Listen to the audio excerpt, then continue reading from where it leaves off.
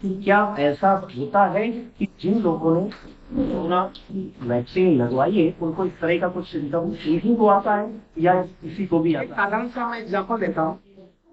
बाहर से परचेज करके जो वैक्सीन हमें मिलती है वो बेटर है, या जो हमें गवर्नमेंट की तरफ से निःशुल्क मिलती है वो बेटर है, या वो दोनों बेटर है, वो दोनों एक जैसी हैं? और क्या इन वैक्सीन में किसी को कोई स्पेशल साइड इफेक्ट है? नमस्कार मित्रों, बाबा बद्री ब्लॉग में एक बार पुनः स्वागत है आपका। मैं अपने गुजरात प्रवास में आज 6वें दिन पहुंचा हूं सूरत, और यहाँ पर हमारा अपना घर भी है।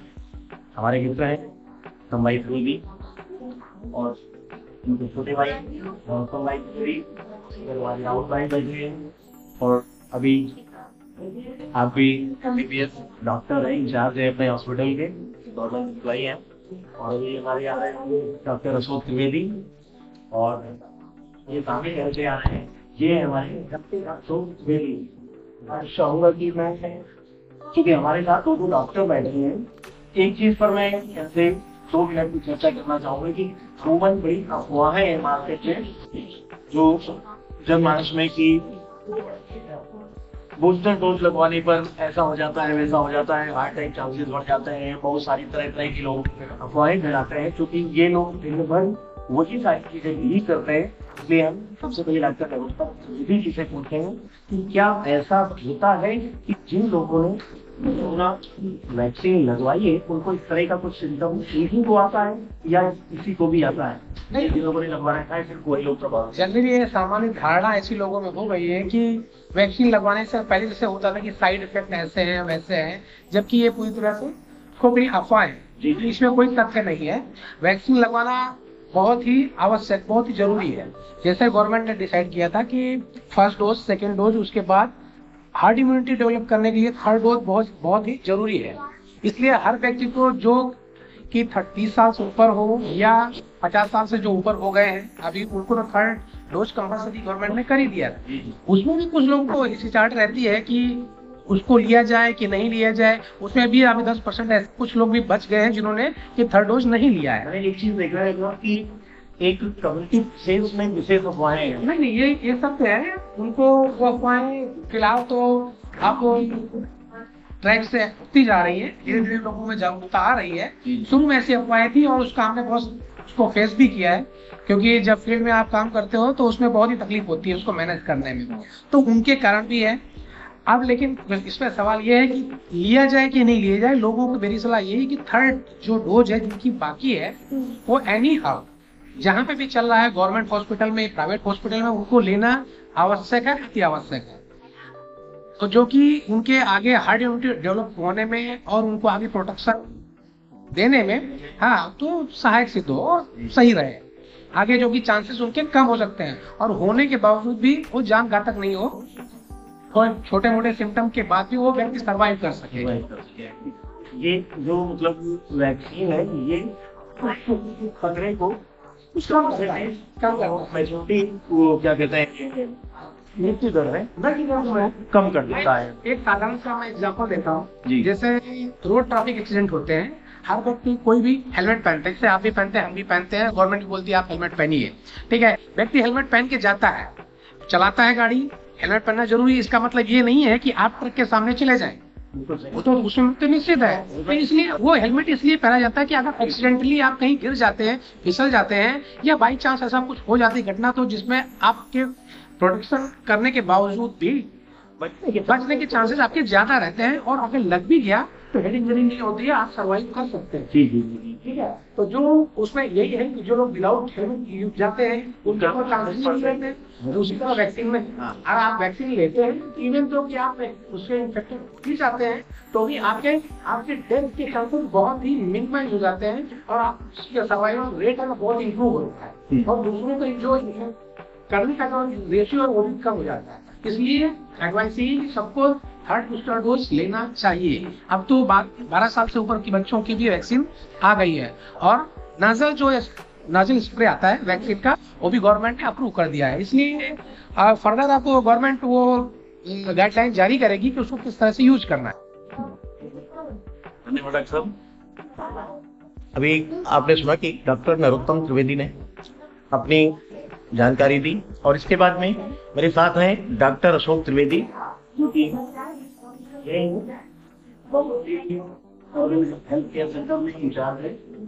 आपसे मेरा सवाल है कि जो मेडिसिन बाहर से परचेज करके जो वैक्सीन हमें मिलती है वो बेटर है, या जो हमें गवर्नमेंट की तरफ से निःशुल्क मिलती है वो बेटर है, या वो दोनों बेटर है, वो दोनों एक जैसी हैं? और क्या इन वैक्सीन में किसी को कोई स्पेशल साइड इफेक्ट है? वैक्सीन का कोई ऐसे स्पेशल साइड इफेक्ट नहीं है, होता भी है तो बहुत माइनर है, जैसे कि थोड़ा बहुत कभी फीवर आ जाना या सर दर्द करना या बॉडी एक होना। इसके अलावा कोई ऐसा मेजर अभी तक रिपोर्ट नहीं हुए हैं वैक्सीन के अंदर। और दवाइयों की जो बात आप कर रहे हो, दवाइयाँ तो आप चाहे प्राइवेट में ले रहे हो या सरकारी, दोनों एक ही गुणवत्ता की होती है। बस ये होता है सरकारी में आपको मिल रही, बिना पैसे दिए मिल रही है, और प्राइवेट में आप जा रहे हो तो आपको उसके लिए एक अच्छी कीमत आपको चुकानी पड़ती है। ये अंतर है। ये दवाइयाँ एक ही जैसी है, और सरकार एक निश्चित जो उनके मापदंड है उन पर खरी उतरती है, उन्हीं दवाइयों को फिर सरकारी अस्पतालों में सप्लाई करवाती है। क्योंकि मैं गुजरात में ही बैठा हूँ, मैं डॉक्टर अशोक से एक सवाल करना चाहूंगा कि जो अभी नया वेरिएंट कोरोना का आया है B27, इसके क्या सिम्टम है और इस पर क्या जो बूस्टर डोज लग रही है यही कारगर है या कुछ और अलग डोज इसके लिए देनी पड़ेगी? इसके लिए जो वैक्सीन पहले बनाई गई थी, जो चल रही थी रूटीन के अंदर, वही वैक्सीन, इसके लिए कोई अलग स्पेशल वैक्सीन की जरूरत नहीं है। बस जरूरत ये है कि आप फर्स्ट, सेकेंड और थर्ड बूस्टर डोज, तीनों डोज आप प्रॉपर समय पर जो सरकार के दिशा निर्देश है उनके अनुसार आपको लेनी है और कंप्लीट करनी है। तो इसमें ऐसा कुछ नहीं है कि इसके लिए कोई अलग सी वैक्सीन की जरूरत हो। और ये जो नया वेरिएंट आया है, वेरिएंट कैसे क्या हुआ, जो पुराना वायरस था उसी के अंदर जेनेटिकली चेंज होता है, मॉडिफाई हुआ है, तो उसी का है। लेकिन ऐसा इतना खतरनाक वो भी अभी फिलहाल नहीं हो साबित हुआ यहाँ पर भारत के अंदर खास करके। इसका मेन कारण यही है कि मैक्सिमम पॉपुलेशन वैक्सीनेटेड है भारत, उसी का उतने अच्छे से जो हमारे माननीय प्रधानमंत्री जी ने वैक्सीन हम जगह भिजवाई, लोगों तक मुहैया कराई, इसके लिए तो many thanks to mister prime minister Narendra Modi. जो भी हो गाइडलाइन सरकार ये पालन करना बहुत जरूरी है, क्योंकि ये कब फिर से विकराल ले ले कोई नहीं जानता है। ये रोकथाम किसके हाथ में है? जनता के हाथ में है।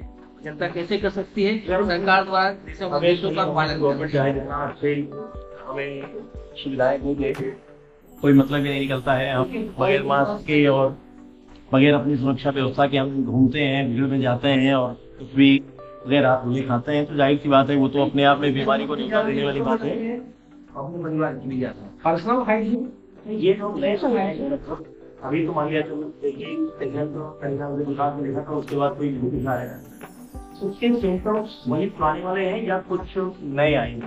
उसका वही सेम सिम्टम है, जैसे बुखार आना, माइनर सर्दी खांसी होना, बॉडी चालू हो जाना, इस तरह के हैं। उसका कोई सिम्टम इसमें अपीयर हुए ऐसा कभी नोटिस नहीं हुआ है। जी, सिम्टम वही पुराने हैं।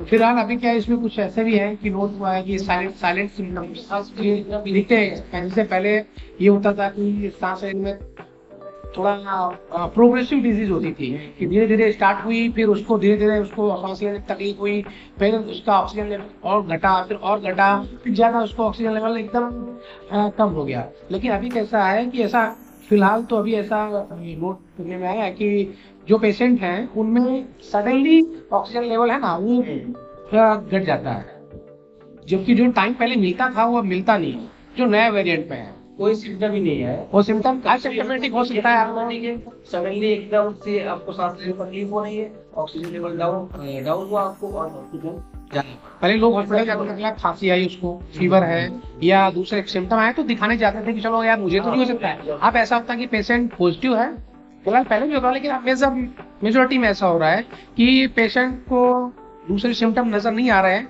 लेकिन सडनली उसको ये प्रॉब्लम चालू हो जाती है कि ऑक्सीजन लेवल उसका घटने लगता है और ये प्रॉब्लम हो जाती है। और उसमें पहले फीवर किसी को होता था, किसी को नहीं होता था, अब तो है कि नहीं आता है, फिर भी बॉडी एक हुआ, सामान्य सिम्टम वही है और उसको ऑक्सीजन लेवल धीरे धीरे कम हो जाता है।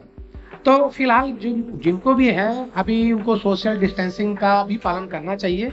ऑक्सीजन जो मेंटेन बराबर रहे, लाइट एक्सरसाइज, घर पे योगा प्राणायाम बेसिक है, और जो आयुर्वेदिक है, कोई मेडिसिन इम्यूनिटी बूस्टर उनको लेना चाहिए। साथ में मास्क यूज करो, पर्सनल हाइजीन और सोशल उसका डिस्टेंस मेंटेन करो, बाकी तो ठीक है। मैंने देखा कि अभी गवर्नमेंट की इतनी गाइडलाइन आ चुकी है, काफी कुछ डायरेक्शंस दिए गए, इसके बावजूद भी अभी लोग प्रॉपर वे में ना तो मास्क यूज कर रहे हैं और ना ही भीड़ भाड़ में जाने से कतराते हैं। तो अभी ऐसा तो नहीं कि ये इस तरह से लोग अपनी एक्टिविटी कर रहे हैं, आगे चल के यही कोरोना ब्लास्ट हो जाए। चांसेस फिलहाल पहले जैसे नहीं है, लेकिन फिर भी पब्लिक को जागरूकता बनाए, उसमें जागरूकता उनमें होनी चाहिए कि तकलीफ ऐसा नहीं कि परेशानी हो जाए उसके बाद हम वो मेजर्स लेने चालू करो। गवर्नमेंट ने जो कहा है बेसिक चीजें हैं। मास्क आप लगा सकते हैं, बहुत जरूरी नहीं कि बाद आप मास्क लगाइए।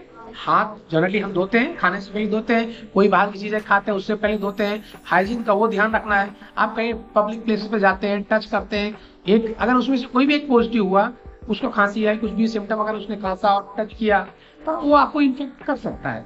तो आप इतना कर सकते हैं कि आप ये मेंटेन करेंगे तो ज्यादा प्रॉब्लम होने के चांसेस नहीं है फिलहाल। तो अगर ये मेजर लिए जाते हैं तो इसमें लगी लापरवाही ना हो, ब्रेक हो जाएगी। तो एक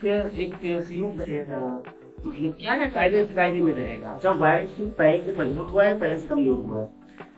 इसमें ऐसा नहीं कहा जा सकता कि मजबूत हुआ है, या डिपेंड करता है कि पर्सन कैसा है। अगर व्यक्ति डायबिटिक है, उसको दूसरी प्रॉब्लम्स हैं, उसको हार्ट डिजीज है, तो अगर नॉर्मल है, वो कमजोर भी है तो भी उनके लिए एनफ है, ठीक है ना। और ये वायरस ऐसा है कि जैसे इन्फ्लुएंजा चेंज होता है हर सीजन बाय सीजन, या वेरिएंट अपना जेनेटिकली उसको म्यूटेट करता है, मतलब बदलता है, अपना स्वरूप बदल लेता है। अगर आपने उसको दवा आपने ली उसके अगेंस्ट में, तो वो क्या करेगा, अपना स्वरूप बदल लेगा, उसमें थोड़ा सा चेंज कर देगा, वो दवा उसको इफेक्ट नहीं करेगी। लेकिन फिलहाल ऐसा देखने को अभी मिला नहीं है जो करंट वेरिएंट आया है। तो हम ऑलरेडी हार्ड इम्यूनिटी लगभग तो डेवलप हो चुकी है। जो इक्का दुक्का रहे हैं उनको भी ले लेना चाहिए, जो कि वो रह गए, ताकि ये पूरी तरह प्रोटेक्शन हो सके। हमारे यूपी के एक्स सीएम अखिलेश यादव जी ने कहा कि मैं तो ये बीजेपी की वैक्सीन है, मैं नहीं लगवाऊंगा। तो जब हमारे देश के, हमारे प्रदेश के इतने बड़े नेता अगर इस तरह से कह सकते हैं, तो आम जनता को लगता नहीं है कि कहीं ना कहीं भी अवेयरनेस की कमी है, या ये सिर्फ राजनीतिक दुर्भावना से बात कही जाती है? देखिए, जनता में अवेयरनेस की कमी नहीं, जनता पूरी तरह अवेयर है, और जनता ने उस बात का खंडन करते हुए पूरी तरह से जाके वैक्सीन लिया है, तभी ये 100 करोड़ से ऊपर पहुंच चुकी है। उन्होंने भी जाके जिन लोगों ने कहा उन्होंने सबसे पहले जाके वैक्सीन लिया है। और ये ऐसा कहना एक जिम्मेदार व्यक्ति को बिल्कुल शोभा नहीं देता, जिससे कि पब्लिक में गलत मैसेज जाए। पॉलिटिकल एजेंडा उनका अलग हो सकता है, पर्सनल दुश्मनी अलग हो सकती है, लेकिन बिना ये जाने, जो कि वो डॉक्टर स्वयं तो है नहीं, पहली बात वो इफेक्टिव है या इनइफेक्टिव है, वो कैसे डिसाइड कर सकते हैं? ये तो सत्य चिन्ह है डॉक्टरों पर, उनकी मेहनत पर और वैज्ञानिकों के जिन्होंने कार्य किया उसके ऊपर। जब आप कैपेबिलिटी वो नहीं रखते हैं तो आपको क्वेश्चन उठाने का सवाल ही पैदा होता है। अगर ऐसा था तो बड़े बड़े जो कंट्री डेवलप है, जो डेवलपिंग है, चाइना है, दूसरे, वहां पर चीजें विस्फोट हो रहा है, जबकि भारत में फिर भी बहुत कंट्रोल में है। तो ऐसी चीजों से पब्लिक को दूर रहना चाहिए, ये मेरा अभिप्राय पर्सनल। बाकी पर्सनल अपना राजनीतिक विद्वेष और वो सब चीजें अलग है, जनता को गुमराह नहीं करना चाहिए, बस मेरा इतना ही कहना। मैं तो वैसे भी अखिलेश जी से कहूंगा कि अखिलेश जी, आप हमारे खास तौर पर उत्तर प्रदेश के बड़े नेताओं में से हैं, बड़े जनप्रतिनिधियों में से हैं। आपकी जरूरत हम सबको हर समय है, और आपके अच्छे स्वास्थ्य के लिए हम सब हमेशा दुआएं भी करते हैं। तो अगर नहीं भी लगवाए हैं तो प्लीज वैक्सीन तो लो, और अपनी पार्टी के और जो लोग आपको फॉलो करते हैं उनसे आप स्वयं अनुरोध करें कि वो लोग वैक्सीन लगवाएं। तो ये रहे हमारे डॉक्टर नरोत्तम द्विवेदी और डॉक्टर अशोक द्विवेदी, जिन्होंने हमें कोरोना पर बहुत अच्छी जानकारी दी। धन्यवाद डॉक्टर नरोत्तम द्विवेदी जी और डॉक्टर अशोक द्विवेदी जी, बहुत बहुत धन्यवाद।